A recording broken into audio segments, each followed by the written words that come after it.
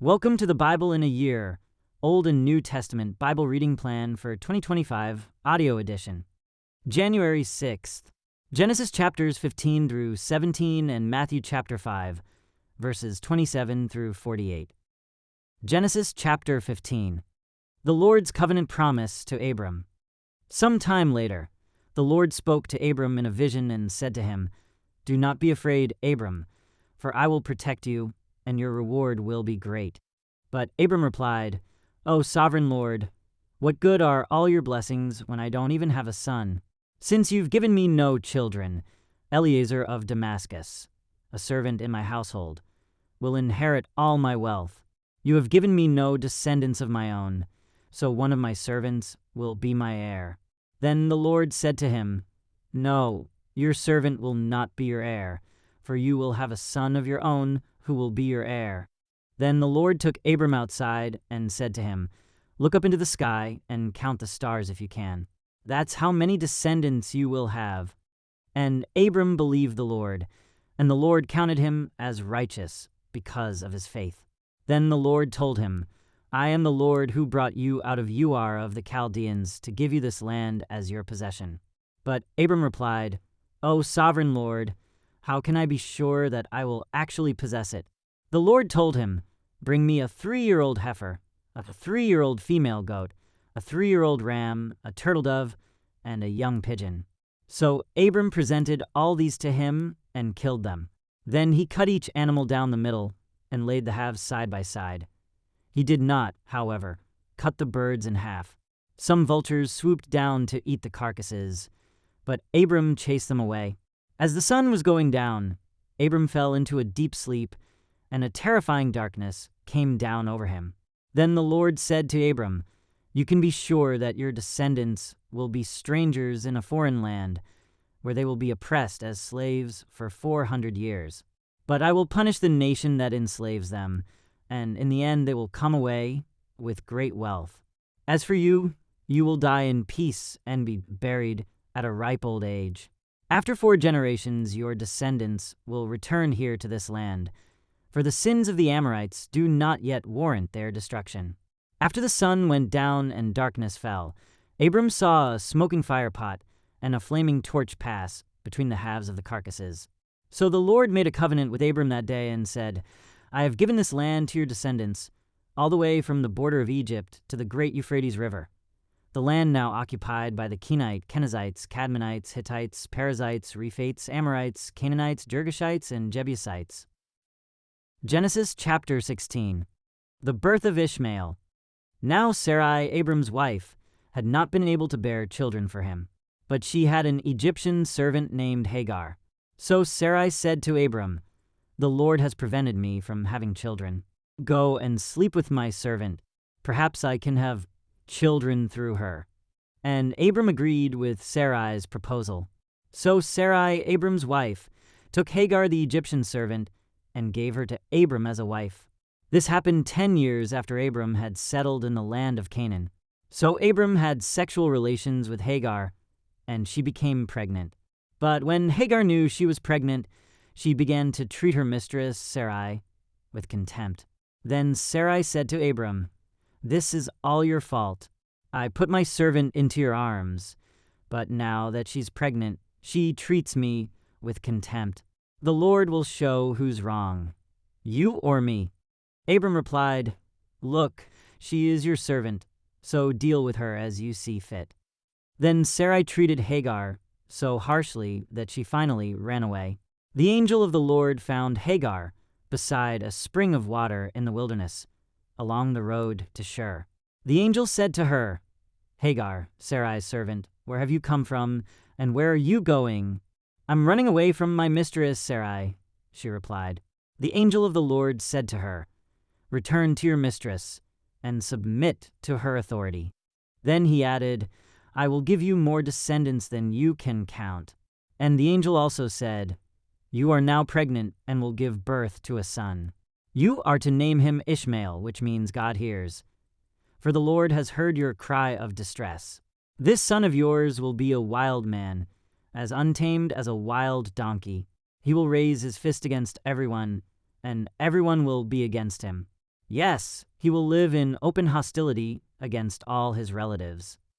Thereafter, Hagar used another name to refer to the Lord who had spoken to her. She said, "You are the God who sees me." She also said, "Have I truly seen the one who sees me?" So that well was named Beer-lahai-roi, which means well of the living one who sees me. It can still be found between Kadesh and Bered. So Hagar gave Abram a son, and Abram named him Ishmael. 16 Abram was 86 years old when Ishmael was born. Genesis chapter 17. Abram is named Abraham. When Abram was 99 years old, the Lord appeared to him and said, "I am El Shaddai, God Almighty. Serve me faithfully and live a blameless life. I will make a covenant with you, by which I will guarantee to give you countless descendants." At this, Abram fell face down on the ground. Then God said to him, "This is my covenant with you. I will make you the father of a multitude of nations. What's more, I am changing your name. It will no longer be Abram. Instead, you will be called Abraham, for you will be the father of many nations. I will make you extremely fruitful. Your descendants will become many nations, and kings will be among them. I will confirm my covenant with you and your descendants after you, from generation to generation. This is the everlasting covenant. I will always be your God, and the God of your descendants after you. And I will give the entire land of Canaan, where you now live as a foreigner, to you and your descendants. It will be their possession forever, and I will be their God." The mark of the covenant. Then God said to Abraham, "Your responsibility is to obey the terms of the covenant. You and all your descendants have this continual responsibility. This is the covenant that you and your descendants must keep. Each male among you must be circumcised. You must cut off the flesh of your foreskin as a sign of the covenant between me and you. From generation to generation, every male child must be circumcised on the 8th day after his birth. This applies not only to members of your family, but also to the servants born in your household and the foreign-born servants whom you have purchased. All must be circumcised. Your bodies will bear the mark of my everlasting covenant. Any male who fails to be circumcised will be cut off from the covenant family for breaking the covenant." Sarai is named Sarah. Then God said to Abraham, regarding Sarai, your wife, "Her name will no longer be Sarai. From now on her name will be Sarah, and I will bless her and give you a son from her. Yes, I will bless her richly, and she will become the mother of many nations. Kings of nations will be among her descendants." Then Abraham bowed down to the ground, but he laughed to himself in disbelief. "How could I become a father at the age of 100, he thought. "And how can Sarah have a baby when she is 90 years old?" So Abraham said to God, "May Ishmael live under your special blessing." But God replied, "No, Sarah, your wife, will give birth to a son for you. You will name him Isaac, and I will confirm my covenant with him and his descendants as an everlasting covenant. As for Ishmael, I will bless him also, just as you have asked. I will make him extremely fruitful and multiply his descendants. He will become the father of 12 princes, and I will make him a great nation. But my covenant will be confirmed with Isaac, who will be born to you and Sarah about this time next year." When God had finished speaking, he left Abraham. On that very day, Abraham took his son Ishmael and every male in his household, including those born there and those he had bought. Then he circumcised them, cutting off their foreskins, just as God had told him. Abraham was 99 years old when he was circumcised, and Ishmael, his son, was 13. Both Abraham and his son Ishmael were circumcised on that same day, along with all the other men and boys of the household, whether they were born there or bought as servants. All were circumcised with him. Matthew chapter 5, verses 27 through 48. Teaching about adultery. "You have heard the commandment that says, 'You must not commit adultery.' But I say, anyone who even looks at a woman with lust has already committed adultery with her in his heart. So if your eye, even your good eye, causes you to lust, gouge it out, and throw it away. It is better for you to lose one part of your body than for your whole body to be thrown into hell. And if your hand, even your stronger hand, causes you to sin, cut it off and throw it away.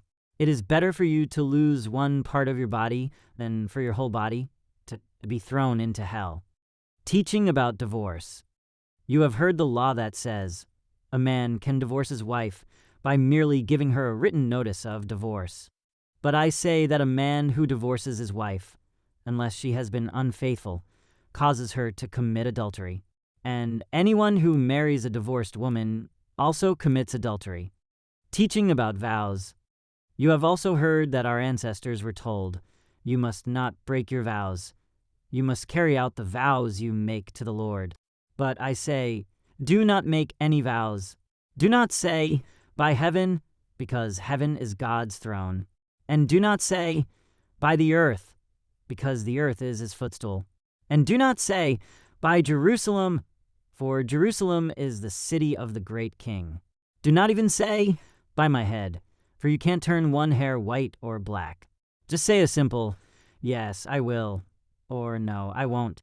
Anything beyond this is from the evil one. Teaching about revenge. You have heard the law that says the punishment must match the injury, an eye for an eye and a tooth for a tooth. But I say, do not resist an evil person. If someone slaps you on the right cheek, offer the other cheek also. If you are sued in court and your shirt is taken from you, give your coat. 2. If a soldier demands that you carry his gear for a mile, carry it 2 miles. Give to those who ask, and don't turn away from those who want to borrow. Teaching about love for enemies. You have heard the law that says, love your neighbor and hate your enemy. But I say, love your enemies. Pray for those who persecute you. In that way, you will be acting as true children of your Father in heaven. For he gives his sunlight to both the evil and the good, and he sends rain on the just and the unjust alike. If you love only those who love you, what reward is there for that? Even corrupt tax collectors do that much. If you are kind only to your friends, how are you different from anyone else? Even pagans do that. But you are to be perfect, even as your Father in heaven is perfect. Thank you for joining as we read through the Bible in 1 year. This has been day 6.